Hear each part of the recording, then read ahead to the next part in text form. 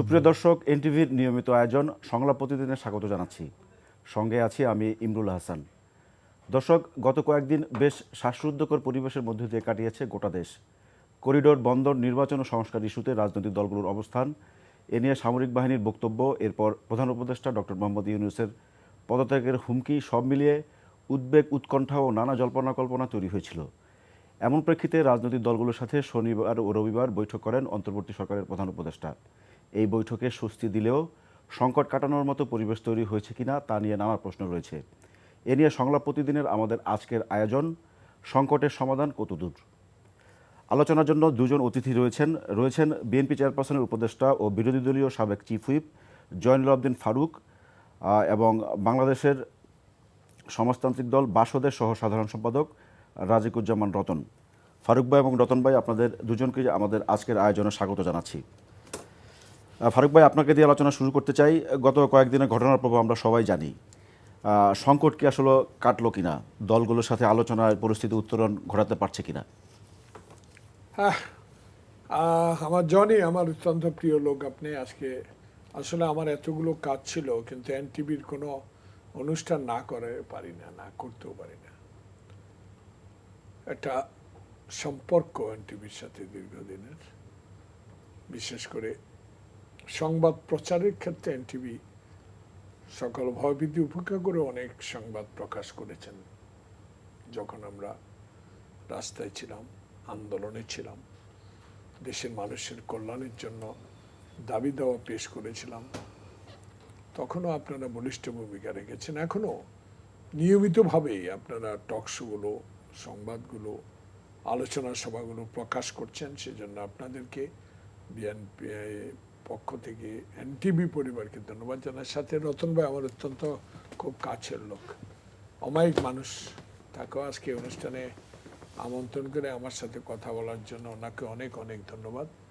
বাংলাদেশ সমাজতান্ত্রিক দল এক অংশ। বিষয়টা হলো সমসাময়িক বিষয়, তো ডে আফটার ডে একটা না একটা আসছে। কয়দিন আগে ছিল ইশরাক, তার কয়দিন আগে ছিল জগন্নাথ বিশ্ববিদ্যালয়, আমি বৃহৎগুলো বলছি। আজকে দেখলাম পল্লী বিদ্যুৎ শহীদ মিনারে, ছিল সবচেয়ে উত্তপ্ত, ও এনবিআর ছিল অত্যন্ত, এখন আবার সচিবালয় উত্তপ্ত। বিষয়গুলো সরকারের, আমার মনে হয় এভাবে আমি বিশ্লেষণ করতে চাই একজন রাজনৈতিক কর্মী হিসাবে। সরকার, তারা পরিচালনায়, তারা উপদেষ্টা, তারা প্রধান উপদেষ্টা, তাদের প্রেস সচিব, তাদের সব কিছু তাদের, কিন্তু বিষয়গুলোর সমস্যার সমাধান কল্পে ওনাকে কি যুক্তি দিচ্ছেন উপদেষ্টারা? বরঞ্চ উপদেষ্টারা খুঁচিয়ে আরো উত্তপ্ত করে ফেলছেন। একজন উপদেষ্টা বলেই দিলেন, কারখানা মালিক যদি শ্রমিকের বেতন না দিয়ে কারাগারে নিয়ে যাব, জেলে নিয়ে যাব। যিনি বলেছেন ওনার কয়টা কারখানা আছে, উনি কয়টা কারখানার মালিক? উনি তো জুলাই আগস্ট বিপ্লবের জনগণের আন্দোলনের ফসলস্বরূপ জনগণের দয়ায় উনি ক্ষমতায় বসছেন। এইসব কথাবার্তা বলে উত্তপ্ত করাটা ঠিক হয় না। তাই সমসাময়িক রাজনীতিতে উত্তপ্ত বাক্য বিনিময় হচ্ছে সরকারের মধ্যে সরকার, আমার দৃষ্টিতে। না হলে সব উপদেষ্টাকে এক কথা বলেন, মনে হয় না। দেখুন, আমি এমন একটি কথা এখানে প্রকাশ করতে চাই না, যেটা আমাকে খুব মনে কষ্ট দিয়েছে রাজনৈতিক অঙ্গনে। প্রফেসর ইউনূস সাহেব অত্যন্ত গ্রহণযোগ্য ব্যক্তি ছিলেন, এখন নেই। এখন আছে কিনা জনগণই প্রমাণ করছেন আস্তে আস্তে। উনি ওনার ক্ষমতায়, ওনার সরকারের আমলে ওনার গ্রামীণ ব্যাংকের কতশো কোটি টাকা মাফ করেছেন, এগুলো জনগণ বলা শুরু করেছে। উনি যখন মামলার আসামি ছিলেন, তখন উনি 4 তলা পর্যন্ত পায়েও হেঁটে উঠেছিলেন। এখন যে বিষয়গুলো আলোচনা আসছে, যে জনগণের আকাঙ্ক্ষা, প্রতিফলন, জনগণের মূল দাবি, আপনি 9.5 মাসও মনে পূরণ করতে পারেন নাই। তো আরো 9.5 মাস, আরো জুলাই পর্যন্ত আপনার কাছে অপেক্ষা করতে হবে একটি নির্বাচনের জন্য, সেটা কিন্তু জনগণ গ্রহণ করছে না বিধায় জনগণের কথাটাই বিএনপির মুখে বলা হচ্ছে। মানে জনগণের আকাঙ্ক্ষা কি শুধুই নির্বাচন? অবশ্যই নির্বাচন না হলে সরকার গঠন হবে, রাজনীতিবিদদের হাতে ক্ষমতায় যাবে, সেই হাসিনার মতো সরকার হবে না, দিনের ভোট রাতে হবে না, 14 সালের মতো ভোট হবে না, 18 সালের মতো ভোট হবে না, 24-এর মতো ভাই ভাইয়ের ভোট হবে না, 91 সালে শাহাবুদ্দিনের মতো একটা ভোট উপহার দেওয়ার জন্যই ডক্টর ইউনূসের প্রয়োজন। যে ডক্টর ইউনূসের প্রয়োজনীয়তা অনুভব কেন করছেন না? ওই সরকারের মধ্যে সরকার কাউকে কাউকে শক্তিশালী করে অন্যান্য রাজনৈতিক দলের সমান করে যদি নির্বাচনের চিন্তা করে থাকেন, মস্ত বড় ভুল করবেন। আপনারা তো এই দাবিতে 2011 সাল থেকেই আন্দোলন করছেন, মাঝামাঝি সময় থেকে, কিন্তু এই যে অভ্যুত্থানটি হয়ে গেল জুলাই আগস্টের, এটার সাথে তো ওই দাবির সাথে আরো কিছু আকাঙ্ক্ষা যুক্ত হয়েছে না? আমরা সেগুলোরও তো বাস্তবায়ন প্রয়োজন আছে। বাস্তবায়ন উনি কি করছেন, কি আমাকে দেখান, কি কোন সংস্কারটা উনি বাস্তবায়ন করতে পারছেন, কোন বিষয়টা উনি সংস্কার বাস্তবায়ন করতে পারছেন? একটা আজকে দেখলাম মানে যে সচিবালয় উত্তপ্তটা মনে হয় নিরসন করার জন্য একদিনের জন্য স্থগিত করেছেন। একটা হঠাৎ উনি এমন কাজগুলো কেন করছেন যে কাজগুলো নির্বাচিত প্রতিনিধিরাই পার্লামেন্টে করবে? এইসব কাজে তো ওনার হাত দেওয়া উচিত ছিল নির্বাচন কমিশন সংস্কার করা, আইন শৃঙ্খলার দিকে নজর দেওয়া এবং একটি সুষ্ঠু নির্বাচনের পথে কোন কোন সংস্কারগুলো প্রয়োজন সেই সংস্কারগুলো করা। প্রতিদিনে একটা সংস্কার নিয়ে আসবে, প্রতিদিনে একজন কমিশন নিয়ে আসবে, প্রতিদিনে আলোচনা ডাকবে, প্রতিদিনের উনি আবার মাঝে মাঝে বলে যে আপনাদের দেখলে আমার খুব সাহস হয়, আবার আমরা বাইরে চলে আসলে এই সাহসটা ওনার কোথায় চলে যায় আমি বুঝলাম না। সেখানে আমি মনে করি উনি একজন বিজ্ঞ ব্যক্তি। এই কথা বলেন যে আপনারা তার সামনাসামনি এক কথা বলেন কিন্তু বাইরে গিয়ে অন্য কথা বলেন। না না, আমরা বাইরে গিয়ে এক কথা যদি এটা প্রমাণ কেউ করতে পারে, এমন কথা বিএনপির মতো দল অতীতেও বলে না, এখনো বলে নাই। কারণ তার প্রমাণ তো খালেদা জিয়া।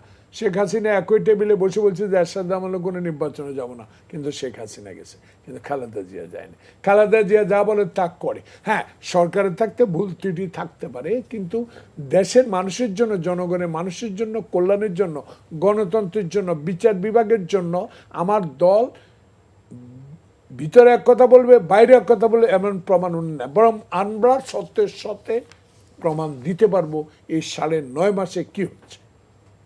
ওকে, ফারুক ভাই আপনার কাছে আবার ফিরবো, একটু রতন ভাইয়ের কাছে আসি।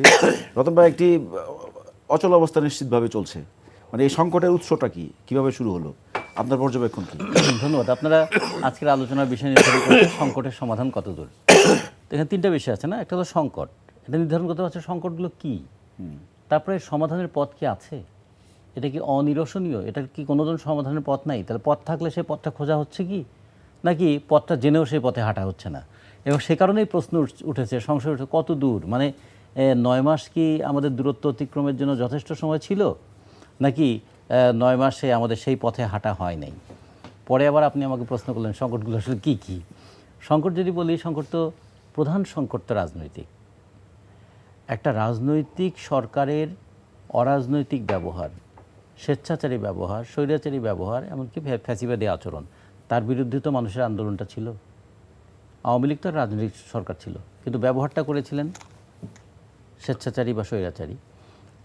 15 বছরের আওয়ামী লীগের এই স্বেচ্ছাচারী শাসনের বিরুদ্ধে নানা ফর্মে নানা ধরনের আন্দোলন হয়েছে এবং সব আন্দোলন শেষ পর্যন্ত কেন্দ্রীভূত হয়েছিল একটা সুষ্ঠু, অবাধ, গ্রহণযোগ্য নির্বাচন দাও। নির্বাচনে সব সমস্যার সমাধান হয়ে যাবে তা না, নির্বাচনে এমন কোনো মানে বটিকা না, সর্বরোগ হর বটিকা তা নয় যে এই ট্যাবলেট খেলে সব রোগ সেরে যাবে। প্রথম শর্ত, হ্যাঁ, নির্বাচন একটা জবাবদিহিতার জায়গাটা তৈরি করে। সেই জায়গায় নির্বাচন চাইলেই তখন তারা উন্নয়নের গল্প আমাদের সামনে ফেলে বসতেন। এখন তাহলে সংকটটা কি নির্বাচন না দেয়া, আর তারা সংকটকে আড়াল করতে চাইতেন উন্নয়নের মানে ডামাডোলে। এখন তাহলে সেই সংকটটা সমাধান করার পথ হচ্ছে নির্বাচন দেওয়া। এখন আবার আমরা দেখছি সামনে সংস্কারের একটা বক্তব্য নিয়ে আসা হচ্ছে। একসময় নির্বাচন চাইলে সামনে আনতো উন্নয়নের ধোঁয়া, এখন নির্বাচন চাইলে সামনে আনে সংস্কারের আলাপ। ফলে সংস্কার আর নির্বাচনকে মুখোমুখি দাঁড়িয়ে সংকটটাকে আসলে ঘনীভূত করে ফেলা হয়েছে। এই কারণে আপনার বলছেন দূরত্ব, সরকার কিন্তু এক কথা সবসময় বলছে যে আমরা ডিসেম্বর থেকে জুনের মধ্যে নির্বাচন করব, কিন্তু মানুষ কি বিশ্বাস করতে পারছে? মানুষ কি ভরসা পাচ্ছে? এক কথা বারবার বলার পরে মানুষ যদি ভরসা না পায়, রাজনৈতিক দলগুলো যদি ভরসা না পায়, তাহলে বুঝতে হবে এই কথার মধ্যে আন্তরিকতা নাই, অথবা এই কথাগুলো কথার কথা, অথবা কথা অনুযায়ী পদক্ষেপটা নিচ্ছেন না। যদি পদক্ষেপগুলো দৃশ্যমান হতো তাহলে নিশ্চয়ই কেউ সন্দেহ করতো না। আর পদক্ষেপটা দৃশ্যমান হতে গেলে কি করতে হতো? বলতো যে একটা রোড ম্যাপ থাকতে হবে, যে আমি কবে থেকে কাজ শুরু করব এবং কবে শেষ করব। আমি কাজটা কি শুরু করেছি যে শেষ হবে? তাহলে নির্বাচনের কাজটা কি হয়, শুরু কাজগুলো কি কি, সেই কাজগুলো যদি পরিষ্কার করে বলতে আমরা নির্বাচনের কাজ শুরু করেছি, এইভাবে কাজটা অগ্রসর হবে, ডিসেম্বর মাসের মধ্যে আমরা নির্বাচনটা করব। নির্বাচন কমিশন গঠিত হয়েছে, ভোটার তালিকা হালনাগাদ হয়েছে, শেষ হয়েছে? হয়নি তো। নির্বাচন কমিশন গঠিত হওয়ার পরেও আবার সরকারের স্নেহধন্য যে সংগঠন, তারা নির্বাচন কমিশনের সামনে গিয়ে বলছে এই নির্বাচন কমিশনকে আমরা মানি না। তাহলে সরকার যদি তাদের কথায় আবার তাদের কথা তো উপেক্ষা করতে পারে না, আমরা তো দেখলাম যে অনেক ক্ষেত্রে তাদের কথাকে সরকার উপেক্ষা করেনি, তাহলে কি তাদের কথাটা মেনে নিলে নির্বাচন কমিশন পুনর্গঠন হবে? হলে কি প্রক্রিয়ায় হবে? নির্বাচন কমিশন যদি আবার পুনর্গঠনের কাজটা হাতে নেয়, তাহলে সেটার ব্যাপারে আবার সবাই একমত হবে কি? ফলে আবার নতুন করে একটা জটিলতা শুরু হতে যাচ্ছে। আমরা যদি সমস্যার প্রধান কারণটা বলি রাজনৈতিক, সমস্যার আর একটা কারণ হচ্ছে অর্থনৈতিক। আচ্ছা, গত 9 মাসে আমরা কিন্তু একটা অন্তর্বর্তীকালীন সরকারের কাছ থেকে অনেক কিছু প্রত্যাশা করেছিলাম, কারণ অন্তর্বর্তীকালীন সরকার হচ্ছে আন্দোলনের মধ্যে দিয়ে প্রতিষ্ঠিত সরকার। একটা নির্বাচিত সরকার কিন্তু নির্বাচনের আগে প্রতিশ্রুতি দেয়, অন্তর্বর্তীকালীন সরকার কিন্তু কোনো প্রতিশ্রুতি দেয় নাই। অন্তর্বর্তীকালীন সরকার হচ্ছে মানুষের যে আকাঙ্ক্ষাগুলো জেগে উঠেছিল সেই আকাঙ্ক্ষা পূরণের সরকার। এই সরকার নিজে কোনো প্রতিশ্রুতি দেয় নাই, কিন্তু জনগণ লড়াইয়ের মধ্য দিয়ে কিছু আকাঙ্ক্ষা তৈরি করেছিল। তাহলে গত 9 মাসে সেই আকাঙ্ক্ষা পূরণের পথে কী পথ হেঁটেছেন তারা? বরং তো নতুন নতুন আকাঙ্ক্ষা তৈরি হয়েছে। সেই নতুন আকাঙ্ক্ষার ক্ষেত্রে আমরা দেখছি যে তারা বিক্ষুব্ধ হচ্ছে, তারা জমায়েত হচ্ছেন। আজকেও যে সচিবালয়ে অস্থিরতা ছিল এবং আগামীকাল একটা তারা মন্ত্রী পরিষদের সচিবের সাথে বৈঠকের আশ্বাস বৈঠক করবেন, সচিবালয়ের মতন জায়গায় কেন এই অস্থিরতা তৈরি হলো? একটা সরকারের সবচেয়ে গুরুত্বপূর্ণ মানে অংশ যেটা যদি বলি, সেই সচিবালয়ে যেন কোনোভাবে অস্থিতিশীল না হয় সেটা দেখার দায়িত্ব তাদের ছিল। এবং অন্তর্বর্তীকালীন সরকারে তো আমরা অনেক গুরুত্বপূর্ণ ব্যক্তি দেখছি, দেশি এবং বিদেশি আন্তর্জাতিক খ্যাতিসম্পন্ন মানুষকে দেখছি, এমনকি তাদের দক্ষতার কোনো সীমা পরিসীমা নাই। রাজনৈতিক দলের নেতারা তো শুধু রাস্তায় বক্তৃতা করে, তাদের তো তেমন কোনো দক্ষতা নাই, কিন্তু ওনারা রাজনৈতিক দলগুলোকে একটু কখনো কখনো পাশে সরিয়ে রাখছেন, কখনো তুচ্ছ-তাচ্ছিল্য করছেন, কখনো বা অপ্রয়োজনীয় বানিয়ে তুলছেন। তাহলে তাদের দক্ষতা এবং যোগ্যতার ক্ষেত্রে কারো কোনো প্রশ্ন নাই। এই দক্ষ এবং যোগ্য মানুষগুলো অর্থনৈতিক ক্ষেত্রে শেয়ার বাজারটাকে কেন নিয়ন্ত্রণ করতে পারছেন না? দ্রব্যমূল্যটা কেন নিয়ন্ত্রণ করতে পারছেন না? এমনকি সচিবালয়ের মতন জায়গায় অস্থিরতা কেন দূর করতে পারছেন না? অথবা শিক্ষা প্রতিষ্ঠানের অস্থিরতাগুলো কেন ট্যাকেল করতে পারছেন না? তাহলে এগুলো কি তারা পারছেন না, না তা করছেন না? এটা একটা প্রশ্ন তৈরি হয়। আমি চেষ্টা করে পারিনি, এটা একটা জিনিস। আর হলো আমি চেষ্টা করতে চাইনি। এগুলো নানা ধরনের সন্দেহ কিন্তু সংকটটাকে ঘনীভূত করেছে।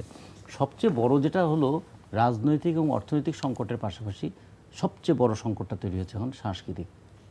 মানুষ এখন মব সংস্কৃতিকে ভয় পায়। মানুষ এখন মনে করে যে কোনো সময় যে কোনো মানুষের 15, 20, 30 বছরের অর্জিত সম্মানকে যে কোনো সময় ধুলায় মিশিয়ে দেওয়া যায়।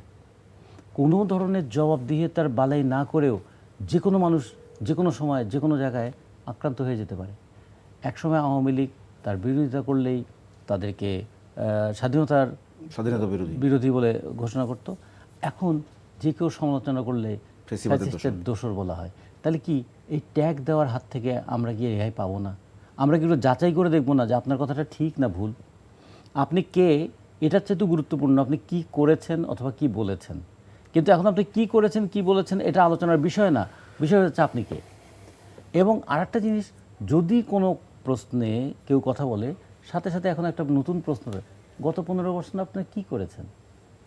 আচ্ছা, গত 15 বছর যে এত নানা ধরনের আন্দোলন, নানা ধরনের ত্যাগ শিকার, সব কি রাবার দিয়ে মুছে দেওয়ার মতো? বালুকা বেলায় যেমন সমুদ্রের ঢেউ এসে সব পায়ের চিহ্ন মুছে দেয়, আমরা কি সব চিহ্ন মুছে দিলাম যে 15 বছরের সমস্ত সংগ্রাম নাই হয়ে গেল? ফলে এগুলোও কিন্তু একটা সাংস্কৃতিক সংকট হিসেবে দেখা দিয়েছে। ফলে প্রধান সমস্যা হচ্ছে রাজনৈতিক, এবং মানুষের জীবনে জড়িয়ে আছে অর্থনৈতিক সংকট, এবং তার সঙ্গে মনন জগতে একটা নতুন ধরনের সংকট তৈরি হয়েছে। অথচ আমরা অভ্যুত্থানটাই করেছিলাম এই ধরনের অগণতান্ত্রিক আচরণের বিরুদ্ধে একটা গণতান্ত্রিক সংস্কৃতি তৈরি করার জন্য। ফারুক ভাই, আপনাদের প্রধান দাবি আসলে নির্বাচনের একটা রোড ম্যাপ, কিন্তু এক সপ্তাহ যাবত আপনারা নতুন একটা দাবি তুলছেন, 3 জন উপদেষ্টা পদত্যাগ। মানে কেন পদত্যাগটা বিএনপি চাচ্ছে, মানে সরকার কি নিরপেক্ষতা হারিয়েছে কিনা? আপনার কি সরকার বক্তব্য? নিরপেক্ষতা হারিয়েছে কি হারিয়েছে না তিনজন জনগণ বলবে। একবার স্পেসিফিক তিনজন উপদেষ্টার নাম ধরে আপনার পদক চাচ্ছেন। দেখুন, আপনি যে প্রসঙ্গটা বলেছেন রাজনীতি সমসাময়িক, তাহলে সমসাময়িক দাবি এখন এর মধ্যে আরেকটা যোগ হয়েছে, তিনজন উপদেষ্টার পদত্যাগ। একজন তো বলেই বলেছেন করিডোর দিয়ে দিবেন, উনি কোন আন্দোলনে কোন সংগ্রামে ছিলেন, কোন দলের সদস্য তাও জানি না, কিন্তু এইটুকু জানি উনি একজন উপদেষ্টা। তারপরে বলে বললেন তারেক রহমান বিদেশি নাগরিক। কতগুলো কথা যে ওনারা বলেন, এই কথাগুলোর কারণেই ওনারা সবসময় বিতর্কিত হন। সে কারণে আমাদের দল আরও দুজন ছাত্র প্রতিনিধি, সরকারের পতাকা, সরকারের গাড়ি, সরকারি তেল খরচ করে সচিবালয়ে 1,05,00,000 টাকার উপরে বেতন নিয়ে ওনারা উপদেষ্টা হিসেবে কাজ করছেন দেশের জন্য, জনগণের জন্য, ছাত্র প্রতিনিধি। তো ছাত্র প্রতিনিধি তো রাজনৈতিক দল করছে, সেই দলের প্রতি যদি তো না তার সহানুভূতি থাকে, তার কথাবার্তা থাকে, তাহলে তো আমার মনে হয় উনি সরাসরি ছেড়ে দিয়ে রাজনীতি আসা উচিত। এবং ইশরাককে নিয়ে উনি যেসব কথাবার্তা বলছেন বা ইশরাকের বিচার বিভাগের রায়কে নিয়ে অবহেলায় সরকার করছেন, তার প্রমাণ তো আপনি দেখেছেন, হাজার হাজার ইশরাক সমর্থক রাস্তায় নেমে গেল। এটাকে ওনারা হাস্যাস্পদ। যারা বিচার মানে না, যারা বিচারের রায়কে মানে গ্রহণ করে একটি সরকারের শপথ গ্রহণ অনুষ্ঠানে বিরত থাকেন, তো জনগণ তো আন্দোলন করবে। সেখানে আমি মনে করি এই তিনজনের পদত্যাগ আমরা হিসাব করেই কথা বলেছি, সেখানে আমরা মনে করি তিনজনের পদত্যাগ করা উচিত। এরা নিরপেক্ষতা হারিয়েছে।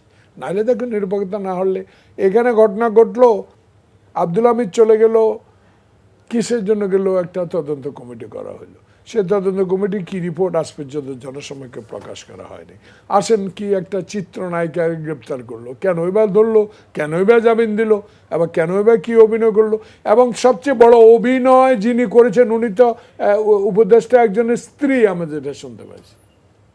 না, কিন্তু আপনারা যেই দুজন উপদেষ্টা কিনে ছাত্র উপদেষ্টা কিনে প্রশ্ন তুললেন, তারা তো এ ধরনের একটা পারসেপশন আছে বা একটা স্পেকুলেশন আছে যে তারা হয়তো এনসিপিতে যুক্ত করবে বা নির্বাচন করবে। এখনো তো যারা জয়েন করে নাই। আপনি কি কোনো প্রমাণ দিতে পারছেন?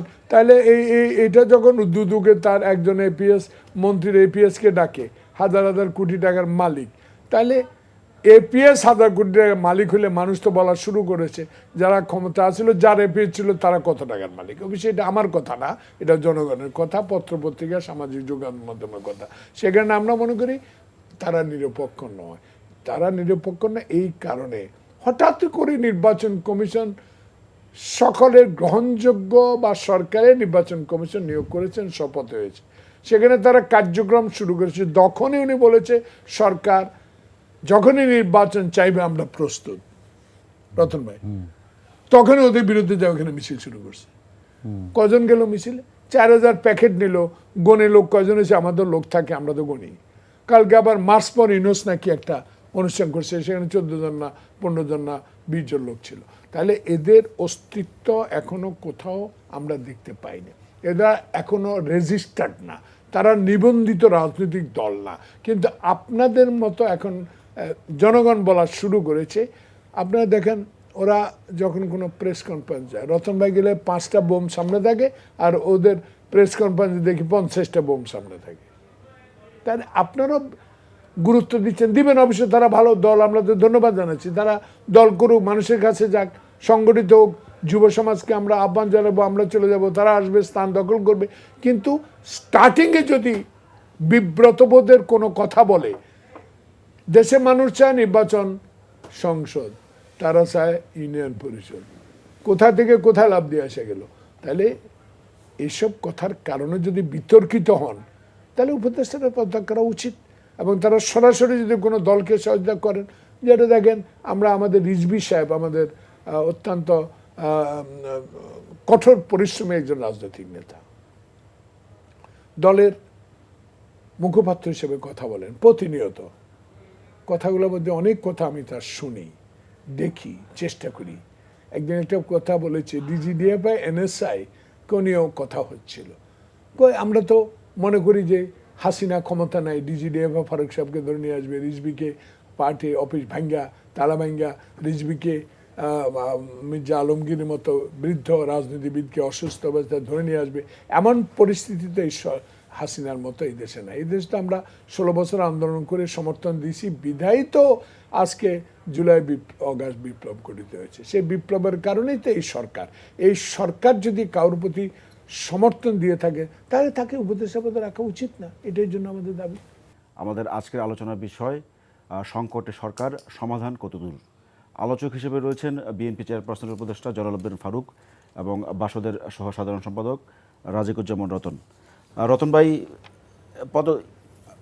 যে বৈঠকটা হলো রাজনৈতিক দলগুলোর সাথে, 23টি রাজনৈতিক দলের সাথে বৈঠক হয়েছে, মানে বিএনপি দাবি তুলছিল যে 3 উপদেষ্টার পদত্যাগ, কিন্তু বৈঠকে দেখলাম যে ওই 3 জনের একজনকে বৈঠকে রাখা হয়েছে।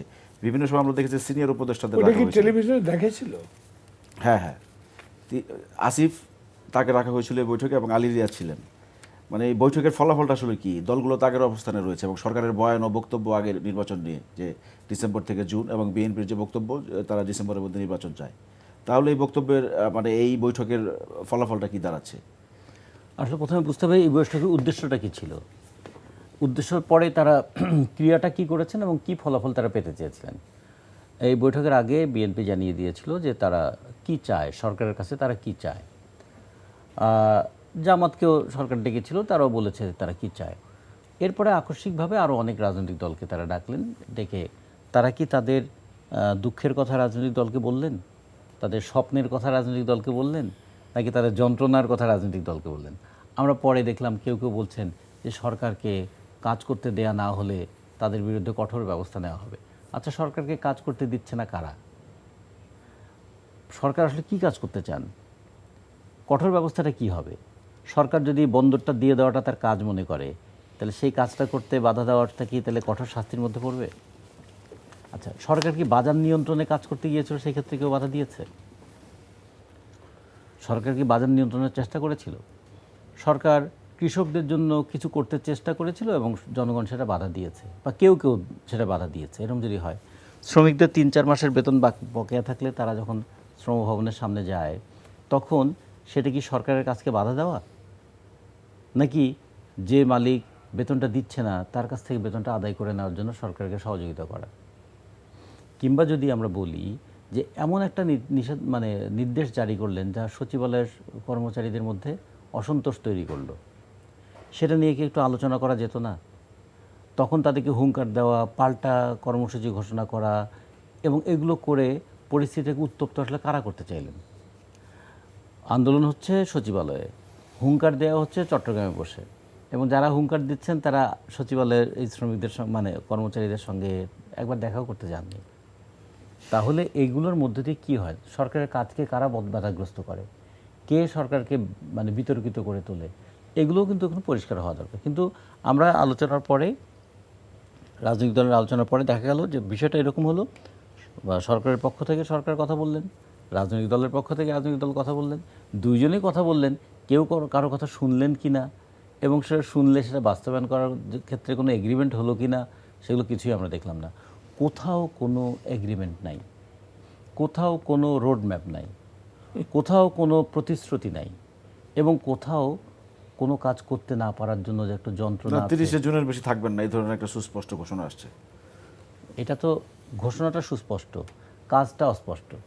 30 জুন পর্যন্ত থাকবেন না, তাহলে কি কি কাজ করবেন যাতে 30 জুনের মধ্যে তিনি কাজটা শেষ করতে পারেন?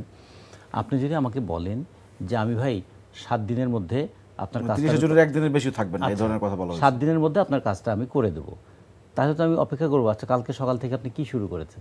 যদি কাল সকাল থেকে শুরু আপনি ঘুম থেকেই উঠছেন না, তখন বুঝতে হবে যে আপনি বলেছেন কিন্তু সেটাকে তিনি বাস্তবায়ন করার উদ্যোগ নেননি। আমরা এই জন্য মনে করি কি যে রোড ম্যাপটা খুব গুরুত্বপূর্ণ সবার জন্য। যিনি রোড ম্যাপ ঘোষণা করেন তার জন্য গুরুত্বপূর্ণ, তার সামনে তার একটা টার্গেট থাকে যে কী কাজ কখন করতে হবে। আর যারা সেটা দেখলেন তাদের জন্য গুরুত্বপূর্ণ, তারা কিন্তু একটা ওয়াচ ডগের ভূমিকা পালন করে। আপনি কিন্তু এত তারিখের মধ্যে এই কাজটা করবেন বলেছিলেন, সেটা কিন্তু করছেন না। ফলে যদি একটা জবাবদিহিতা, এখন তো আর নির্বাচন নাই, অন্তত জবাবদিহিতাটা আছে, জবাবদিহিতাটাকে যদি বাস্তবায়িত করতে হয় তাহলে একটা রোড ম্যাপ থাকা দরকার। রোডম্যাপ থাকলে জনগণও বুঝবে, রাজনৈতিক দলও বুঝবে যে সরকারের পদক্ষেপ কি ঘোষণা করেছেন এবং কিভাবে তিনি পদক্ষেপ ফেলছেন। এই পদক্ষেপটাকে দ্রুতগতি হচ্ছে না ধীর গতি হচ্ছে, সেটা রাস্তার তারা পরিবেশ দেখতে তৈরি হয় জনগণ এবং রাজনৈতিক দলগুলোর মধ্যে। হ্যাঁ, আস্থার পরিবেশটা তৈরি হয়। এখন আস্থার পরিবেশটা তৈরি হয়, কিন্তু আমরা দেখছি এখন রাস্তার পরিবেশ তৈরি হচ্ছে, মানে যে কোনো কিছু ঘেরাও না করলে আর কোনো দাবি আদায় হচ্ছে না। সেটা জগন্নাথ বিশ্ববিদ্যালয়ের ছাত্রদের কথা বলি অথবা যে কোনো কিছুই। এখন এটা কি এই রকম করে মানুষকে স্বস্তি দেওয়ার জন্য এটা করা, নাকি মানুষ কোথাও আস্থা পাচ্ছে না? এখন ধরুন সচিবালয়ের যে বিক্ষোভটা হচ্ছে, সংস্থাপন মন্ত্রণালয় সেখানে কেন ভূমিকা পালন করছেন না? কেন সেটার জন্য আবার প্রধান উপদেষ্টা লাগবে? জগন্নাথ বিশ্ববিদ্যালয়ের জন্য প্রধান উপদেষ্টা লাগবে? আচ্ছা, একটা মেয়র নির্বাচনে নির্বাচিত হয়েছেন বলে ঘোষণা করা হয়েছে, তাকে শপথ পড়ানো হবে কি হবে না এইটার জন্যও কি প্রধান উপদেষ্টার কাছে গিয়ে ধর্ণা দিতে হবে? তার মানে বুঝতে হবে যে অন্য উপদেষ্টাগুলো কাজ করছেন না বা অন্য উপদেষ্টাদের উপর আস্থা নাই। তাহলে এইটা যদি পরিস্থিতিটা তৈরি হয়, তাহলে কিন্তু খুব একটা খারাপ ইঙ্গিত তৈরি হচ্ছে যে একটা আস্থার সংকটের মধ্যে পড়ে গেছেন তারা। সব কিছু শেষ পর্যন্ত প্রধান উপদেষ্টার উপরেই নির্ভরশীল হয়ে যাচ্ছে। আপনি উপদেষ্টা পরিষদের বিবৃতির প্রসঙ্গটা তুললেন, তো ওইখানে কিছু ভাষা আমরা দেখেছি যে আপনি যেটি বললেন যে মোকাবেলা করা হবে জনগণকে নিয়ে, এই ধরনের কথা আমরা আসলে মাঠের রাজনীতিবিদদের বলতে শুনি। কিন্তু উপদেষ্টা পরিষদে যেহেতু একটু অন্তর্বর্তীকালীন সরকার, তাদের এই ধরনের বিবৃতি আসলে মানে কি তাৎপর্য বহন করে? একটাই তাৎপর্য বহন করে যে আগের সংস্কৃতিটা তারা ছাড়তে পারেন নাই। তারা অনেক সংস্কারের কথা বলছেন, কিন্তু নিজেদের চিন্তার জায়গায় এখনো সংস্কার করতে পারেন নাই। তারা তো উপদেষ্টা পরিষদের সদস্য, তারা আবার জনগণকে নিয়ে মোকাবেলা করবেন কেন? তারা তো জনগণকে আহ্বান জানাবেন যে দেখেন আমাদের এই সামর্থ্য, আমরা এইটুকু করতে পারি, বাকিটুকু আমরা করতে পারবো না, পরবর্তী নির্বাচিত সরকার এসে বাকিটা করবেন, আমরা পরবর্তী নির্বাচিত সরকারের উপর এই দায়িত্বটা দিয়ে যাব। এই বিষয়ে আমি একটা কথা, এই যে দায়িত্ব পালনের বাধা দেওয়া হলে ব্যবস্থা নেওয়া হবে। না না, আমি এই বিষয়ে রতন ভাইয়ের কথার সাথে একটা উত্তর দিতে চাই। আপনি একটা সুন্দর প্রশ্ন করেছেন যে জনগণকে নিয়ে মোকাবিলা করবে। এত বড় সাহস শক্তি কারা যোগাচ্ছে? একজন পদত্যাগ করে যে একটা নতুন দল গঠন করেছে, তাদের সাথে সম্পর্ক আছে বিধে এমন একটা কথা তারা বলছেন কিনা, এটা জনগণ প্রশ্ন করা শুরু করেছে আমাদের মতো রাস্তায় সড়কে রাজনৈতিক নেতাদের কাছে। আমাকে ইন্টারভিউ করেন না, আমার বক্তব্য এটা রতন পার সাথে আরও প্লাস করে যোগ করে বলতে চাই। তারা জুন জুলাই অগাস্ট যেটাই বলতেছেন, তারা মনে করছেন কেউ কেউ যেটা জনগণ বলা শুরু করেছে, একটি রাজনৈতিক দলকে শক্তিশালী করে ওদেরকে নিয়ে এরা ফাইট করবেন, মনে হচ্ছে এমন একটা বক্তব্য। এটারই পথার উত্তর। কারণ সালাউদ্দিন স্পষ্ট বলে দিচ্ছে, আবেগের বশীভূত হয়ে কেউ কিছু ঘটলে চেয়ার খালি থাকে না। আর এজেডএম জায়েদ সাহেব আমাদের ম্যাডাম জিয়ার চিকিৎসক এবং উনি স্ট্যান্ডিং বোর্ডের মেম্বার, ভেরি গুড লিডার। উনি বলে দিয়েছেন কাঁঠালের আটটা যদি লাগা আছে মনে হয় যেতে চাচ্ছে না, যে বসে লাশে আটকে থাকে উঠতে পারে না। তো সে কারণে জনগণ এই সরকারকে ম্যান্ডেট দেয় নাই ভোটের মাধ্যমে। জনগণের আশাকাঙ্ক্ষা প্রতিফলন ঘটাবার জন্য এদেরকে বসানো হয়েছে। এরা যদি কোনো রাজনৈতিক দল করতে চায়, কাউকে সমর্থন দিতে চায়, এমন বক্তব্যই উপদেষ্টা পরিষদের স্টেটমেন্টে মানুষ বলা শুরু করেছে, মনে হচ্ছে কোন একটা রাজনৈতিক দল তারা করতে পারে। দায়িত্ব পালনের বাধা দেওয়া হলে তারা ব্যবস্থা নেবে। সচিবালয় আজকে পারছে বাধা দিতে, না ঢাকা ইউনিভার্সিটিতে বাধা দিতে পারছে, ইস্টাগেরে বাধা দিতে পারছে, আজকে পল্লী বিদ্যুতের অনেকদিন যে শহীদ মিনারের সামনে অনশন ধর্মঘট, তারা বাধা দিতে পারছে। আজকে যেই কথাগুলো বলার প্রয়োজন সেই কথাগুলো বলে আননেসেসারি রাজনীতি সমসাময়িক বিষয়ে ঘোলাটে পরিস্থিতি তৈরি করার যে মানসিকতা বিএনপির নাই। বিএনপির মোদ্দা কথা, সোজা কথা, 16 বছর অনেক লক্ষ মামলা হামলা, আয়নাগর, বাইরে বিদেশের মাটিতে আমাদেরকে অনেক অত্যাচার করা হয়েছে। তারই পরিপ্রেক্ষিতে আমাদের 16 বছরের যে আন্দোলনের ফল, জুলাই অগাস্টের বিপ্লবকে সমর্থনের মধ্য দিয়ে যেটা প্রতিফলিত হয়েছে, হাসিনা বিদায় নিয়েছে, হাসিনার প্রেতাত্মারা আছে, হাসিনার সে লোকগুলো এখনো বসে আছে, এগুলাই অপসারণ করতে পারে নাই। হাসিনার দৃশ্যমান বিচারের আওতাও আনতে পারে নাই। সে কারণে সরকার মনে করছে, আমরা মনে করি, আমরা জনগণ মনে করে যে অনতিবিলম্বে একটা নির্বাচনের পথ রোডম্যাপ ঘোষণা করে একটা নির্বাচন দিয়ে জনপ্রতিনিধি যারাই জনগণের ভোটে নির্বাচিত হবে, সরকার গঠন করবে, তাদের হাতে ক্ষমতাটা দেন। তখন কি হাসিনা আসবে না জুলাই ঐক্যের বিপ্লবের আমরা সম্মতি দিব কিনা, এগুলো রাজনৈতিক নেতাদেরকে সমাধান করতে দেন। আমরা তো জুলাই আগস্ট বিপ্লবের ঐক্য হোক আমরা চাই। সে ঐক্য ফাটল ধরাবার জন্য যে পরিস্থিতি তৈরি করছে, ঘোলাটে করছে, এরাই করছে। জনগণ বলে এরাই করছে। যারা আমরা রাস্তায় ছিলাম, আন্দোলনে ছিলাম, তারা কিছু করছে না। রতন ভাই, প্রধান উপদেষ্টার পদত্যাগের একটা গুঞ্জন ছিল, মানে উনি পদত্যাগের চিন্তা করছেন, এই ধরনের খবর আমরা দেখেছি যে এনসিপির একজন নেতার মাধ্যমে এটা আসলে গণমাধ্যমে প্রথম এসেছে। মানে পরিস্থিতি এমন জায়গায় আসলে গেল কেন যে উনি পদত্যাগের মতো সিদ্ধান্ত নিতে পারেন? পরিস্থিতি এমন জায়গায় গেল কেন, এটা যেমন একটা প্রশ্ন। আমাদের আর একটা প্রশ্ন, এনসিপির নেতাকে এই কথাটা বলার প্রয়োজন দেখা দিল কেন? হ্যাঁ, মানে উনি যদি পদত্যাগের সিদ্ধান্ত নিয়ে থাকেন, কি পরিস্থিতির কারণে পদত্যাগের সিদ্ধান্ত নিয়েছেন? খেয়াল রাখতে হবে, অন্তর্বর্তীকালীন সরকারের উপর একটা দায় আছে। এখানে কিন্তু অভিমান করে দায়িত্ব ছেড়ে দেওয়ার ব্যাপার নয়। এই দায়িত্বটা পালন করতে হবে এবং দায়িত্বটা পালন করবেন বলেই কিন্তু তিনি এসেছেন। এবং এই দায়িত্ব পালন করতে গিয়ে কোথায় কোথায় তিনি বাধার সম্মুখীন হচ্ছেন এবং তিনি যা কমিটমেন্ট করেছিলেন সেটা কোথায় কোথায় তিনি পালন করতে ব্যর্থ হচ্ছেন। বাধা এবং ব্যর্থতা দুইটাই তো আলোচনা হওয়া উচিত। শুধু আমাকে বাধা দেবেন না, আমাকে বাধা দেবেন না, এই কথা বললে তো মানুষ খুব অজান্তেই স্বেচ্ছাচারী হয়ে যেতে পারে। তাহলে ব্যর্থতাটাও বলতে হবে যে আমি করতে চেয়েও পারি নাই। আমাদের লিমিটেশন এই জায়গায়, আমাদের এই লিমিটেশনটা দেখিয়ে দিতে হবে। গণতন্ত্রের কিন্তু দুটো দিক আছে, একটা হলো যে জবাবদিহিতা, আরটা হলো নিজের আত্মসমালোচনা। আমরাও কিন্তু আমি কিন্তু এই কাজটা করতে চেয়েছিলাম, পারি নাই, এই কারণে পারি নাই। তো এইগুলো একটু দেখা দরকার। সবচেয়ে বড় কথা, এনসিপির প্রধানের কাছে তিনি বললেন, এনসিপির প্রধান এটা জানালেন আবার বিবিসিকে। এই যে মানে এই প্রক্রিয়াটাও কিন্তু খুব ভালো জিনিস মনে হলো না। বাংলাদেশের 34টা ইলেকট্রনিক গণমাধ্যম আছে। বাংলাদেশে পত্রিকা একদম জাতীয় পর্যায়ের মানসম্পন্ন পত্রিকা এবং আন্তর্জাতিক খ্যাতিসম্পন্ন পত্রিকা এরকম যদি ধরি, সেটাও একেবারে কম নাই। সেগুলো বাদ দিয়ে কেন সেটা দু একটা পত্রিকা এসছে, গুঞ্জন আকারে এসছে। এখানে এগুলোতে আসে গুঞ্জন, আবার কোনো কোনো জায়গায় যায় গুজব। কিন্তু আসলে বাস্তবে তো এই গুঞ্জন এবং গুজবের মধ্যে আমাদের যাওয়া দরকার ছিল না। এগুলো কিন্তু মাঝে মাঝে এই যে ঢাক ঢাক গুড় করার যে প্রবণতা, এটাও কিন্তু সন্দেহটা বাড়িয়ে তোলে। আচ্ছা, প্রধান উপদেষ্টা পদত্যাগ করার সিদ্ধান্ত নিলেন। এখন তিনি সন্দেহটা কি, সন্দেহটা আপনি করছেন? এটা কি তিনি পদত্যাগের কথা বলে কাউকে চাপে ফেলতে চাইলেন? তিনি কি চাপে পড়ে পদত্যাগ করতে চাইলেন, নাকি পদত্যাগের কথা বলে কাউকে চাপে ফেলতে চাইলেন?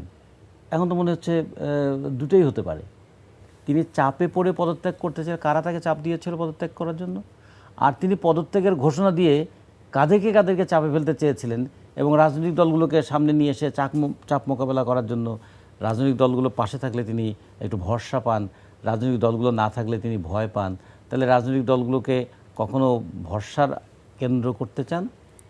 তা যদি হয়, তাহলে রাজনৈতিক দলের সঙ্গে কথা বলে তার পদক্ষেপগুলো সুনির্দিষ্ট করে ফেললেই হয়।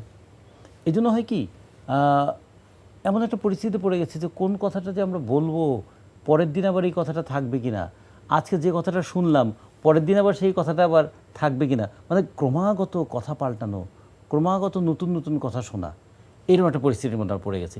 কিন্তু যে জিনিসটা আমাদের মন থেকে ইয়েটা যাচ্ছে না, যে এখন মনে হচ্ছে নির্বাচন চাওয়াটাই মনে হয় একটা অপরাধ হয়ে যাচ্ছে। এখন মনে হচ্ছে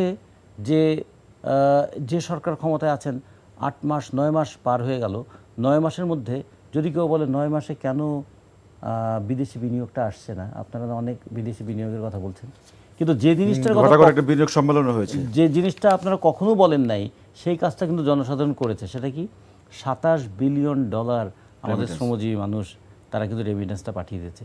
যে মানুষ দেশের মধ্যে কাজ করে ফসল ফলায়, দেশের মধ্যে কাজ করে উৎপাদন করে, সেই মানুষের মূল্য কতটুকু আছে, বিদেশ থেকে যারা রেমিটেন্স পাঠায় তাদের মূল্য কতটুকু আছে, আলোচনা কিন্তু শুধু উপরের লেভেলেই শুধু হচ্ছে। সংস্কার কি তাহলে আমাদের কৃষির ক্ষেত্রে দরকার নাই? সংস্কার আমাদের ব্যাংকিং খাতে দরকার নাই? সংস্কার আমাদের দুর্নীতি দুঃশাসনের কথা যে নতুন করে আবার শুনছি, শ্রমিকরা আন্দোলন করলে তার বিরুদ্ধে বিশেষ ক্ষমতা আইনে মামলা কেন? নারায়ণগঞ্জে একটা কারখানায় শ্রমিকরা ইউনিয়ন করতে গিয়েছে, সে কারণে সমাজতান্ত্রিক শ্রমিক ফ্রন্টের সাধারণ সম্পাদক সহ বিশেষ ক্ষমতা আইনে 16 জনের বিরুদ্ধে মামলা। চট্টগ্রামে বাসদের চট্টগ্রাম জেলার সমন্বয়ক এবং ছাত্রফ্রন্টের সভাপতি, তাদের নামে বিশেষ ক্ষমতা আইনে মামলা। আচ্ছা, বিশেষ ক্ষমতা আইন তো আওয়ামী লীগের প্রবর্তিত, যে ফ্যাসিস্টকে আপনারা উৎখাত করে দিলেন। সেই ফ্যাসিবাদী সরকারের প্রবর্তিত আইন এখনও অন্তত নারায়ণগঞ্জ এবং চট্টগ্রাম 2 জায়গায় কেন আন্দোলনকারীদের উপরে প্রয়োগ করা হলো? বিশেষ ক্ষমতা সব সরকারই আসলে এটা প্রয়োগ করেছে। সব সরকারের সঙ্গে তো এই সরকারের তুলনা আমরা করব না। আগের সরকারগুলো ব্যর্থ হয়েছে বলেই তো গণঅভ্যুত্থান দরকার ছিল, তাই না? তারা বলছেন। তাহলে এই গণঅভ্যুত্থান তো নতুন দৃষ্টান্ত তৈরি করবে। তাই নতুন দৃষ্টান্ত কেই পুরনো পথে হেঁটেই নতুন দৃষ্টান্ত তৈরি হবে। ফলে এগুলো কিন্তু আমরা মনে করি যে এই যে গুঞ্জনের কথাটা বললেন, গুঞ্জন এখন নানা ধরনের গুঞ্জন। ক্ষমতাকে কি প্রলম্বিত করার গুঞ্জন, নাকি ক্ষমতাটা নির্বাচনের মাধ্যমে হস্তান্তরিত করার প্রত্যাশা? 3টা পথে বাংলাদেশের ক্ষমতাটা হস্তান্তরিত হতে পারে। 1 হতে পারে নির্বাচনের মধ্য দিয়ে, সেটা সবার প্রত্যাশা। 2 হতে পারে একটা গণ অভ্যুত্থানের মধ্য দিয়ে, সেটা কিন্তু একটা চূড়ান্ত পদক্ষেপ। 3য় হতে পারে একটা কু করার মধ্য দিয়ে। তারা মাঝে মাঝে বলছেন প্রশাসনিক নাকি কু হচ্ছে। আচ্ছা, এই কথাগুলো ছড়াচ্ছেন যারা, তারা কি জেনে বুঝে ছড়াচ্ছেন এগুলো? তাহলে এগুলো কথাগুলো ছড়ালে মানুষের মধ্যে তার প্রভাবটা কী থাকে? এইটা যদি কোনো রাজনৈতিক দল করত, তাহলে সেই রাজনৈতিক দলকে তো একটা গুজব ছড়ানোর অভিযোগে অভিযুক্ত করা এবং সাইবার সিকিউরিটি অ্যাক্টে তাদের বিরুদ্ধে মামলাও হতে পারত। কিন্তু এটা যারা ছড়ালেন, তারা সরকারের যেহেতু স্নেহধন্য, তারা কিন্তু বলে এটা এখন একটা সাংবিধানিক কুর কথা বলছেন, কখনো কখনো সচিবালয়ের কথা বলছেন। মানে মানুষের মাথার মধ্যে কিন্তু এই জিনিসটা ঢুকিয়ে দেওয়া হচ্ছে কোনো না কোনোভাবে, যে অন্য কোনো উপায়ে ক্ষমতা পরিবর্তনের কেউ না কেউ চেষ্টা করছে। এটা কিন্তু একটা সুস্থ গণতান্ত্রিক পরিবেশের জন্য ভালো হচ্ছে না। সন্দেহ খুব খারাপ জিনিস। একবার যদি জনগণের মধ্যে সন্দেহ ঢুকে যায়, তখন সে সব কিছুকেই সন্দেহ করতে শুরু করবে। ফারুক ভাই, বিরতির আগে রতন ভাই বলছিলেন যে প্রধান উপদেষ্টার এই যে পদত্যাগের এই বিষয়টি, মানে উনি ইঙ্গিত দিচ্ছিলেন যে এটা একটা নাটক হতে পারে। ঠিক আছে, আপনার কাছে কি মনে হয়? আপনারা কি আসলে যে পদত্যাগের যে আলোচনাটা উঠছে, মানে উনি বলছিলেন যে কাজ যদি না করতে পারে ঠিক মতো, তাহলে থেকে লাভটা কি? কার কাছে বলছে এটা? মানে গণমাধ্যমে এসছে বা এনসিপির ওই নেতার মাধ্যমে, যেটা প্রসঙ্গটা রতন ভাই তুললেন। তো বিএনপিকে আসলে তার পদত্যাগটা চেয়েছে কিনা? আপনার কাছে প্রশ্ন করছি, কার কাছে কইছে? নামটা কইতে কি আপনার শরম লাগতেছে? নাহিদ ইসলাম, না, আমার তো আহ্বায়ক। কোনো শরম নাই। কারণ আমি পলিটিক্স করি, আমার তো শরম থাকার কথা না। কারণ আমাকে যদি হাত করা বান্দা হাসিনা সরকার জেলখানা থেকে কোর্টে নিতে পারে, তা আমাদের লজ্জা আর কিসের? আর এখন তো রাজকীয়ভাবে মাইক্রোবাস করে মেহমানদেরকে কোর্টে নিয়ে যায়, এগুলো আমরা দেখি। অতএব যা নামটা বলতে কোনো অসুবিধা নাই। এই জন্য আমি বলছি যে তার কাছে বলেছেন উনি কে? ওনাকে তো উনি দোয়াই করে দিয়েছেন প্রধানমন্ত্রী হবেন। তাহলে তো উনার কাছে বলেছেন পদত্যাগ করবেন। ওনাকে তো শুধু নাহিদ বসা নেই, বাংলাদেশের জনগণ ওনাকে বসাইছে, সব রাজনৈতিক দলগুলো বসাইছে। তাহলে উনি সবার কাছে ঐক্যভাবে ডাইকা, যেমন বলে আপনারা আমার সামনে এলে আমি সাহস পাই, আবার সবাইকে ডেকে বলতে আমি পারলাম না, এটা ওনার কাছে বলে কেন? ওনার কাছে বলছে কিনা এটা আমরা জানি না, আমরা ওনার মুখে শুনি না। তাই উনি পদত্যাগ করলে চেয়ার খালি থাকবে না। আবেগের বশীভূত হয়ে যদি ছেড়ে দেয়, ওটা আমাদের কিছু করার নাই। চেয়ার খালি থাকবে না, এখানে আরেকজন জনগণ বসাবে, সে একটা নির্বাচন দিবে। সে যদি নির্বাচন না দেয়, তাহলে তারও এই পরিণতি হতে পারে। সে কারণে বিএনপি মনে করে আবেগের বশীভূত হইয়া কোনো কাজ করিবেন না, শপথ অনুষ্ঠানে বলা হয়। অবশ্যই আমার শপথ নেওয়ার সৌভাগ্য এখনো হয় নাই। যারা শপথ নিয়েছেন তারা মনে হয় শপথ ভঙ্গ করছেন। যেসব কথাগুলো জনগণ জানার প্রয়োজনীয়তা নাই, সেই কথাগুলো জানিয়ে দিচ্ছেন। সেখানে আমি মনে করি সরকারের উচিত এখন এই মুহূর্তে, যারা একটা বিদ্যুৎ দিতে পারে না, গ্যাস দিতে পারে না, আইন শৃঙ্খলার উন্নতি করতে পারে না, দ্রব্যমূল্যের মানে ঊর্ধ্বগতি রোধ করতে পারে না, যারা বাংলাদেশে এখনো আওয়ামী প্রেতাত্মারা সারা বাংলাদেশে এখনো বসে আছে, যারা সচিবালয় থেকে শুরু করে জেলা পর্যন্ত বসে আছে, তাদেরকে অপসারণ করতে পারে নাই, তাহলে তারা একটা সুষ্ঠু নির্বাচন দিতে ব্যর্থ হচ্ছে, তারিখ দিতে ব্যর্থ হচ্ছে। তারা জুন জুলাই বলতেছে, জুন জুলাই বললে তো একটা রোড ম্যাপ দিয়ে দেন না, তখন আমরা বিবেচনা করবো আপনার এটা মানবো কি মানবো না। সেখানে আমি মনে করি উনি পদত্যাগ করলেও আমাদের কিছু আসে যায় তার মানে বিএনপি পদত্যাগ চাচ্ছে তার? না, আমরা পদত্যাগ কোনদিনও চাই না, চাওয়ার আমাদের প্রয়োজনীয়তা নাই। আমরা চাই একটা নির্বাচন, যে নির্বাচনের মধ্যে দিয়ে জনগণ একটা ভোট দিতে পারবে। সে ভোটের মাধ্যমে যে দল ক্ষমতা আসবে, তারা সরকার গঠন করলেই দেশের যে সার্বিক পরিস্থিতি সেটা সমাধান করার চেষ্টা করবে। আমরা এটুকু বুঝি, আমরা কারো পদত্যাগ চাই না। আমরা পদত্যাগের বিষয়ে ওনার সাথে আলাপও কোনোদিন করি নাই।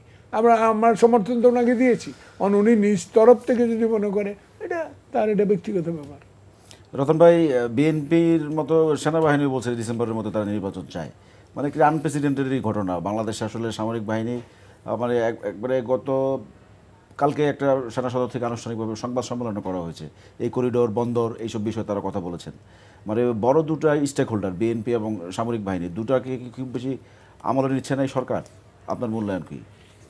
আসলে সেনাবাহিনীকে প্রাসঙ্গিক করে তুলেছে কিন্তু এই অন্তর্বর্তীকালীন সরকার। সেনাবাহিনী তো খুব বেশি সামনে থাকার কথা ছিল না, তারা সরকারকে সহযোগিতা করার কথা ছিল। কিন্তু খেয়াল করে দেখুন, সেনাপ্রধান প্রথমে বলেছিলেন যে 18 মাসের মধ্যে নির্বাচন হবে। আচ্ছা, তাহলে সেটা একটা ছিল। তখন তিনি কেন এটা বলেছিলেন? তখন কি অন্তর্বর্তীকালীন সরকারের সঙ্গে কথা বলেই তো বলেছিলেন? তখনও কিন্তু রাজনৈতিক দলগুলো বলেছিল তো এটা সেনাপ্রধানের তো আসলে কথা বলার কথা না। এরপরে আবার সেনাপ্রধানের দিক থেকে বলা হলো যে তিনি এই ঘন ঘন সেনা ডিপ্লয় করার মতো পরিস্থিতিটা এবং এই পরিস্থিতি বেশি দিন তিনি মেনটেন করতে চান না। ফলে একটা নির্বাচিত সরকার আসুক, তারা গত বছরের 20-21 জুলাই থেকে তারা মাঠে আছে। হ্যাঁ, তারা ফিরে যেতে চান তাদের কাজে। কিন্তু সর্বশেষ যে ঘটনাটা ঘটলো, যেটা কিন্তু গোটা জাতির মধ্যে একটা প্রশ্ন তৈরি করে দিয়েছে, আমরা মায়ানমারে মানবিক করিডোর দেওয়াটা বাংলাদেশের জন্য কি খুব প্রয়োজন হয়ে গেল? আচ্ছা, মানবিক করিডোরের নামে এটা কি সামরিক করিডোর হবে? আচ্ছা, যদি এই করিডোর হয়, এর ভূ রাজনৈতিক কনসিকুয়েন্সেসগুলো কী হতে পারে? আবার সবচেয়ে বড় কথা, এই ধরনের একটা গুরুত্বপূর্ণ সিদ্ধান্ত কোনো অন্তর্বর্তীকালীন সরকার নিতে পারে কি না, এগুলো ছিল। তারপরে প্রশ্নটা আসলো কি, যে আমাদের এখানে যদি রাষ্ট্র পরিচালনার গুরুত্বপূর্ণ যে সকল সিদ্ধান্ত জনগণের সম্মতি প্রয়োজন, জনগণের সম্মতি তো আলাদাভাবে দেওয়া যায় না। একটা নির্বাচিত সরকার তারা পার্লামেন্টে এটা নিয়ে আলোচনা করার মধ্যে দিয়ে একটা সম্মতি উৎপাদন করার চেষ্টা করেন। সেটাও যে সবসময় সর্বসম্মত হয় তা না। তারপরে মানুষ তখন বুঝতে পারে যে বিষয়টা নিয়ে আলোচনা হচ্ছে, বিতর্ক হচ্ছে, তার ভিতরে এবং বাইরের বিষয়গুলো মানুষ তখন বুঝতে চেষ্টা করে। সেগুলো কোনো কিছুই হলো না। সেই রকম একটা জায়গায় এই করিডোরের মতন একটা বিষয় কেন সরকার সিদ্ধান্ত নিতে যাচ্ছিল? তারপরে আবার সরকার বলল, না না না, করিডোর তো আমরা দিতে চাই নাই, আমরা দিতে চাই নাই এবং কোনো দিন করিডোর দেওয়া হবে না। আচ্ছা, এটাও কিন্তু আবার ওভার মানে স্টেপিং হয়ে গেল। আগেরটাও যেমন ছিল, পরেরটাও কিন্তু অতিরিক্ত কথা বলা হয়ে গেল। এগুলো সব কিছু কিন্তু একটা প্রশ্ন তৈরি করে। আর একটা বিষয় আপনি কী যেন বললেন, আমি একটু মিস করে গেলাম, যে গুরুত্বপূর্ণ সিদ্ধান্ত সরকার নিতে গিয়েছিলেন। মানে বিএনপি এবং সেনাবাহিনী দুইটা বড় স্টেক হোল্ডার এই মুহূর্তে, তাদের কি স্কিপ করে কোনো সিদ্ধান্ত নয়? এই করিডোর বন্দর ব্যবস্থাপনার দায়িত্ব বিদেশি একটা রাজনৈতিক দল, বিএনপি তার রাজনৈতিকভাবে তার কথাটা বলবে। আমরা বাসদ, আমরা রাজনৈতিক দল, আমরা রাজনৈতিকভাবে কথা বলবো। অন্তর্বর্তীকালীন সরকার এখন একটা রাজনৈতিক প্রতিষ্ঠান, যদিও কোনো নির্দিষ্ট দলের নন, এটাই হওয়া উচিত ছিল। তাহলে বিষয়টা হবে, সিদ্ধান্তগুলো হবে রাজনৈতিক, মতামতটা আসবে রাজনৈতিকভাবে। সামরিক বাহিনী কি এই দেশটাকে রক্ষা করার চেষ্টা করবে, ক্ষমতায় যেই আসুক সামরিক বাহিনী তো সেই ক্ষেত্রে আনবায়াসড থাকার কথা। কিন্তু কখনো কোনো সামরিক বাহিনী কিছু ভূমিকা পালন করেন, সেটা আমরা দেখেছি। এই ভূমিকাগুলো করিডোরের বিষয়টা আলোচনা আসলে থেমে যায়নি, কারণ গতকালকে সেনা সদর থেকে প্রেস কনফারেন্স করা হয়েছে, তারা এই বিষয়ে কোনো ছাড় দিবে না, অনড় থাকবে তাদের অবস্থানে।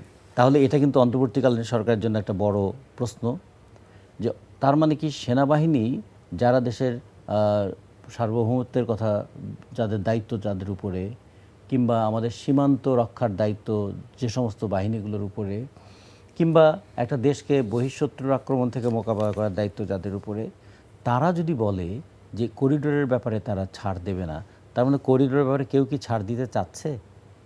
এই প্রশ্নটা তৈরি হয়ে যায়। যে রাজনৈতিক দল দেশের স্বার্থ সবচেয়ে বেশি রক্ষা করার কথা, তার প্রতি আঙুলটা নির্দেশ হচ্ছে কেন যে আপনারা ছাড় দেবেন না? ফলে এগুলো কিন্তু মানুষের মনের মধ্যে নানা প্রশ্ন তৈরি করে। একদিকে আমাদের প্রশ্ন ছিল নির্বাচন, আলোচনাটা সেদিকে না হয়ে কেন আলোচনাটা আবার করিডোরে এলো? তার মানে কি কখনো কখনো নতুন নতুন ইস্যু তৈরি করে অ্যাটেনশন ডাইভারশন, মানে মানুষের দৃষ্টি অন্যদিকে ঘুরিয়ে দেওয়ার চেষ্টা হয়? এগুলো কিন্তু খুব ভালো ফল নিয়ে আসে না। আমরা মনে করি অন্তর্বর্তীকালীন সরকারের উপরে জনগণের একটা দারুণ প্রত্যাশা ছিল, এই প্রত্যাশাটা ধীরে ধীরে কমছে। আমরা মনে করি কমতে দেওয়াটা উচিত নয়। অভ্যুত্থানে এত মানুষের জীবনদান, এত আহত হয়ে যাওয়া, গতকাল পরশুদিন দেখলাম আহত ছেলেমেয়েরা তাদের 4 জন আবার বিষ খেয়েছে। কেন তারা বিষ খেলো? কি হতাশা তাদেরকে এই বিষ পানের দিকে নিয়ে গেল? ফলে এগুলো কি আমাদের খেয়াল রাখতে হবে না? আমাদের পেছনে কি 2,000 মানুষের রক্ত আছে না? আমাদের পিছনে কি 22-24 হাজার আহত মানুষের হাজারি আছে না? সেগুলোকে নিয়ে কি ছেলে খেলা আমরা করতে পারি? এই বিষয়গুলো আমাদের একটু ভাবা দরকার। ফারুক ভাই, এই যে নির্বাচনের বিষয়ে বিএনপি খুব বেশি হার্ডলাইনে যাচ্ছে কিনা, উনিও একটা সংশয়ের কথা বলছিলেন যে এই যে প্রক্রিয়াগুলো, যে করিডোর, বন্দর ব্যবস্থাপনা, এগুলোকে সামনে এনে মানে নির্বাচনটাকে আসলে একটু ডিফোকাস করা, মানে আপনাদের কোনো সংশয় আছে কিনা? নির্বাচন কোনোভাবে প্রলম্বিত করার প্রচেষ্টা দেখছেন কিনা? সংসদ চেয়ে বেশি আমি অনুভব করছি রাজনৈতিক কর্মী হিসাবে রতন ভাইয়ের আলোচনায় যেটা বেরিয়ে আসলো, এবং ধরেন 9 মাসে বিভিন্ন জায়গা স্থানে, বিশেষ করে গ্রামে যাই, 5 বার তো পার্লামেন্ট সদস্য হওয়ার সৌভাগ্য হয়েছে ধানের শীষের কারণে, জিয়ার আদেশের কারণে, খালেদা জিয়ার আপসীনতার কারণে, তারেক রহমানের সে সাংগঠনিক শক্তির কারণে পরপর একবারও হারি নেই।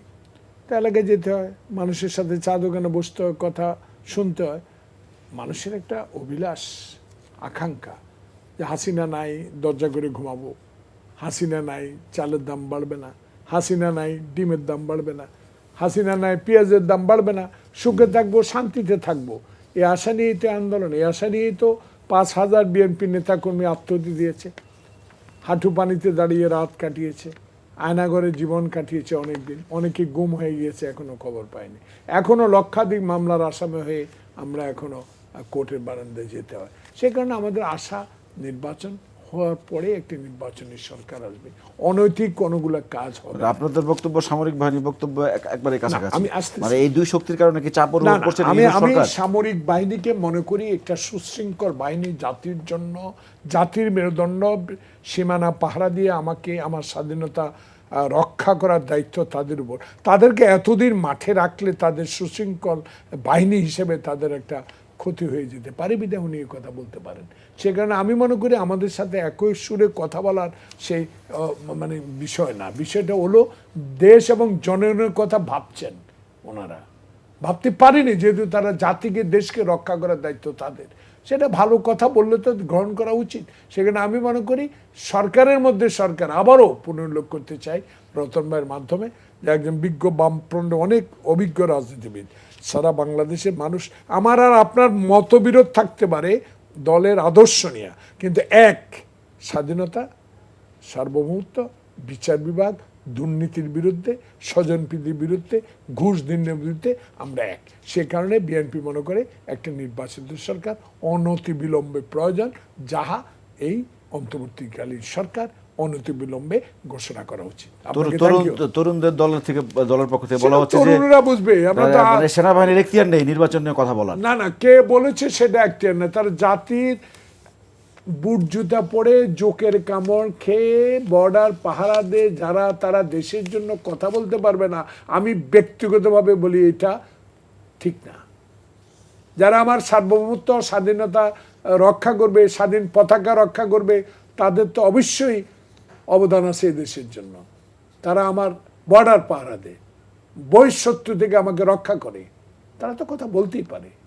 রতন ভাই, আমাদের আলোচনা একেবারে শেষ পর্যায়ে, আপনাকে দিয়ে শেষ করবো আলোচনা। শেষ প্রশ্ন, একটি ঘোলাটে পরিস্থিতি চলছে নিঃসন্দেহে বলা যায়। মানে এই যে সংকট, এতে বিচার, সংস্কার এবং নির্বাচন বা গণতন্ত্র উত্তরণের পথ কি বাধাগ্রস্ত হবে কিনা, একটু সংক্ষেপে। যদি আমরা মনে করি বাধাগ্রস্ত হবে, তাহলে বাধাগুলো অপসারণ করা উচিত। আমি বিচার, সংস্কার, নির্বাচন না করে কথাটাকে উল্টে দেই। নির্বাচন এবং সাহসের সাথে চলতে থাকুক বিচার প্রক্রিয়া, এবং তার সঙ্গে সংস্কারটা অব্যাহত থাকুক, যাতে এমনভাবে সংস্কার প্রক্রিয়াটা চলে পরবর্তীতে নির্বাচিত সরকারও যেন সংস্কারটাকে কন্টিনিউ করতে পারেন। ফলে আমরা মনে করি তাতে আস্থার জায়গাটা তৈরি হবে, ভরসার জায়গাটা তৈরি হবে, এবং একটা দায়বোধ তৈরি হবে।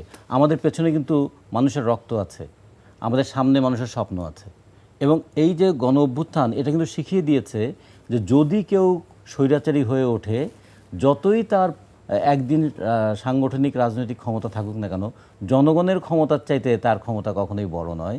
ফলে আগামীতে যারা রাষ্ট্র ক্ষমতা পরিচালনার দায়িত্ব পাবেন, তারা এই বিষয়টা বিবেচনা করবেন, এবং একটা সুষ্ঠু, অবাধ, গ্রহণযোগ্য নির্বাচনের মধ্য দিয়ে গণতান্ত্রিক পথে বাংলাদেশ অব্যাহত যাত্রার সূচনা করবে। অশেষ ধন্যবাদ রাজিকুজ্জামান রতন এবং জনার্দন ফারুক আমাদেরকে সময় দেওয়ার জন্য। অনেক ধন্যবাদ। দর্শক, এরই সাথে শেষ করছি আমাদের সংলাপ প্রতিদিনের আজকের আয়োজন। সবাই সুস্থ থাকবেন, ভালো থাকবেন, শুভ সন্ধ্যা।